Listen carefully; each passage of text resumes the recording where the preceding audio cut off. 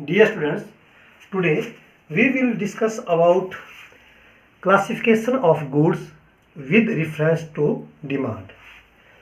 Classification of goods with reference to demand अर्थात मांग के दृष्टिकोण से वस्तुओं का वर्गीकरण। मांग के दृष्टिकोण से वस्तुओं का वर्गीकरण इस प्रकार से है। नंबर 1 नॉर्मल गुड्स, सामान्य वस्तुएं। नंबर 2 इन्फीरियर गुड्स, निम्न कोटि की वस्तुएं या घटिया वस्तुएं। नंबर 3 कम्प्लीमेंट्री गुड्स, पूरक वस्तुएं। और नंबर 4 सब्स्टिट्यूट गुड्स, प्रतिस्थापन वस्तुएं। तो सबसे पहले नॉर्मल गुड्स, सामान्य वस्तुएं। सामान्य वस्तुएं वे वस्तुएं होती है जिनकी आय बढ़ने से मांग बढ़ती है तथा आय कम होने से मांग कम होती है। इनको हम इस डायग्राम के द्वारा यहाँ समझ सकते हैं। ओ एक्स एक्सिस पर क्वांटिटी को लिया गया है, ओ वाई एक्सिस पर यहाँ इनकम को लिया गया है। तो यहाँ आप देख सकते हैं जब इनकम ओ वाई है तो यहाँ पर मांग है ओ क्यू। जब इनकम अर्थात आय ओ वाई से बढ़कर ओ वाई 1 हो रही है तो मांग ओ जो क्यू से बढ़कर ओ क्यू 1 हो रही है।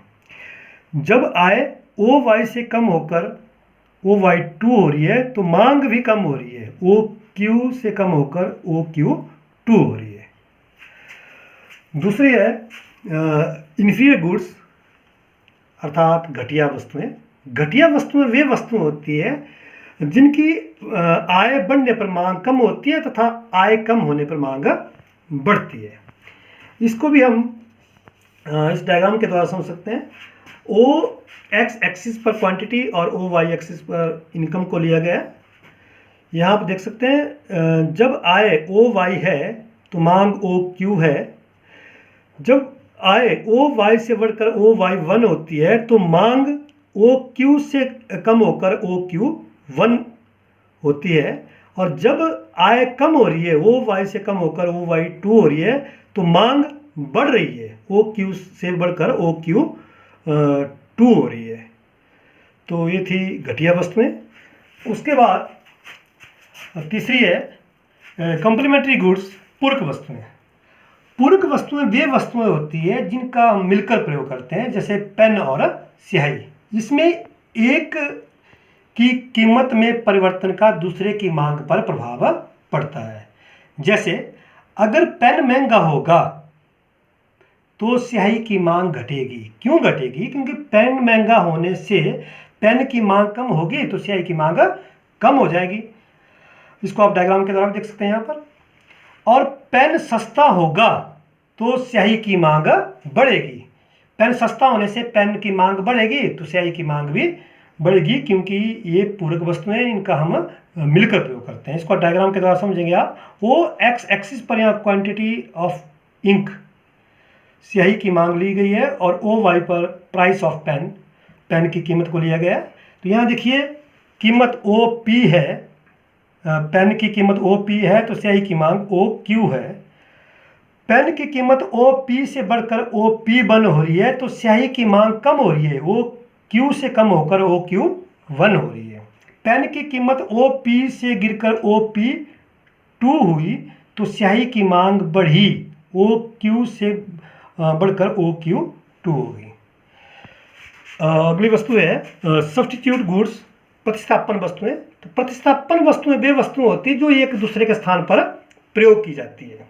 इसमें भी एक की कीमत में परिवर्तन का दूसरे की मांग पर प्रभाव पड़ता है। जैसे प्रतिस्थापन वस्तुओं का हम एग्जाम्पल लेते हैं, चाय और कॉफ़ी। इसमें अगर चाय की कीमत बढ़ती है तो कॉफ़ी की मांग बढ़ेगी, चाय की कीमत घटती है तो कॉफ़ी की मांग भी घटेगी। इनके एक की प्रतिस्थापन वस्तुओं में क्या होता है कि एक की कीमत बढ़ने से दूसरे की मांग बढ़ती है और एक की कीमत कम होने से दूसरे की मांग कम होती है। इसको डायग्राम के द्वारा आप देख सकते हैं। ओ एक्स एक्सिस पर यहाँ क्वांटिटी ऑफ कॉफ़ी और ओ वाई एक्सिस पर प्राइस ऑफ टी, इसको लिया गया है।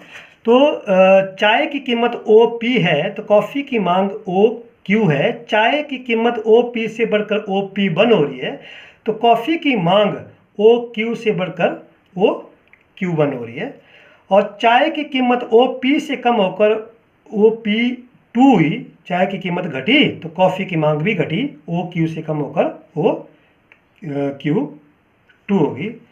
तो ये थी प्रतिस्थापन वस्तुएं। प्रतिस्थापन वस्तुएं कौन सी हुई?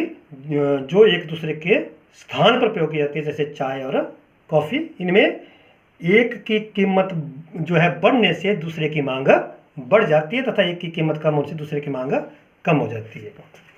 अब अगला इसमें सबसे इंपॉर्टेंट अगला क्या आता है? डिफरेंस। कि जो सामान्य वस्तुएं हैं, घटिया वस्तुएं हैं और गिफन वस्तुएं, इनमें क्या अंतर है? इस तरह से इनमें जो डिफरेंस है वो क्या क्या हो सकता है। तो सामान्य वस्तुओं के बारे में हमने पढ़ लिया कि सामान्य वस्तुएं क्या होती है और घटिया वस्तुएं क्या है।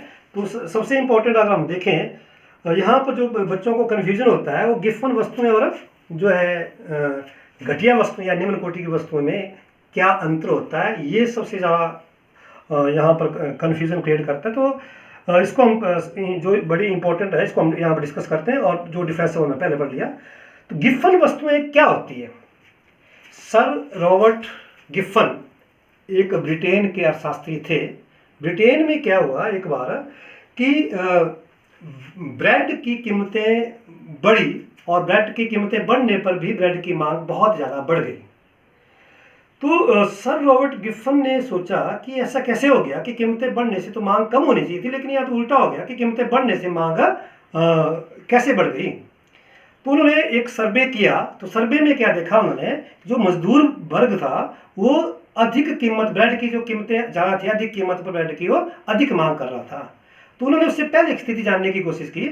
उसमें यह देखा कि जब ब्रेड की कीमतें कम थी, पहले जब ब्रेड की कीमतें कम थी तो जो मजदूर वर्ग था वो ब्रेड और मीट का जो है, ब्रेड के साथ मीट का वो कर रहा था। लेकिन जब ब्रेड की कीमतें बढ़ी तो उन्होंने मीट का उपभोग कम कर दिया और ब्रेड का उपभोग करना शुरू कर दिया। तो इसके पीछे जो वजह देखिए वो क्या हुई, क्योंकि उन्होंने जो मजदूर वर्ग था उन्होंने ये, उनके लिए जो ब्रेड था वो अभी भी मीट की तुलना में सस्ती वस्तु थी, चाहे ब्रेड की कीमतें बढ़ गई।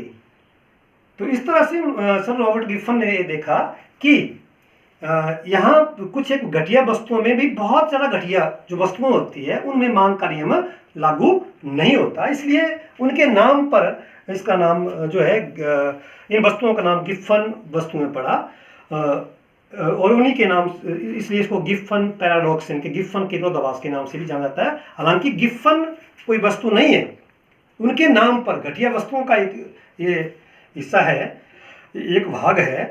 घटिया वस्तु में बहुत ज़्यादा घटिया वस्तु होती है और गिफन वस्तु होती है। तो इसलिए गिफन के नाम पर इनका नाम जो है गिफन वस्तुएं पड़ा। इसको हम इस डायग्राम के द्वारा समझ सकते हैं। यहाँ एक दो सर्कल लगाए गए हैं। जो बड़ा सर्कल है ये इन्फीरियर गुड्स, इनके घटिया वस्तुएं हैं या निम्न कोटि वस्तुएं, और छोटा इसके अंदर जो सर्कल लगाया गया है वो है गिफन गुड्स, गिफन वस्तुएं। तो इससे हम समझ सकते हैं कि गिफन वस्तुएं घटिया वस्तुएं होती है, लेकिन सभी घटिया वस्तुएं गिफन वस्तुएं हो ये जरूरी नहीं है। सभी घटिया वस्तुएं गिफन वस्तुएं हो भी सकती है, नहीं भी हो सकती है, लेकिन जो गिफन वस्तुएं होगी तो घटिया होगी, इनके घटिया वस्तुएं होगी, लेकिन सभी घटिया वस्तुएं जो है वो गिफन वस्तुएं होगी ये जरूरी नहीं है। ये सबसे बड़ा जो अंतर है गिफन वस्तुएं और घटिया वस्तुएं। गिफन वस्तुएं घटिया वस्तुओं से भी बहुत ज़्यादा घटिया वस्तुएं हैं, अत्यधिक, जिसको हम बोलते हैं घटिया वस्तुएं हम कह सकते हैं। तो ये था आज का जो टॉपिक है, इसको मैंने आपको समझाने की कोशिश की। मैं समझता हूँ आपको समझ आया होगा, और आप अपने घर में इसकी प्रैक्टिस कीजिए। डायग्राम जितनी आप बनाएंगे, जितनी डायग्राम की प्रैक्टिस करेंगे, जितना आप इसको घर में इसके ऊपर काम करेंगे, उतना ही आपको ज़्यादा समझ आएगा। जितनी प्रैक्टिस करेंगे उतना ही आपको फ़ायदा रहेगा। धन्यवाद।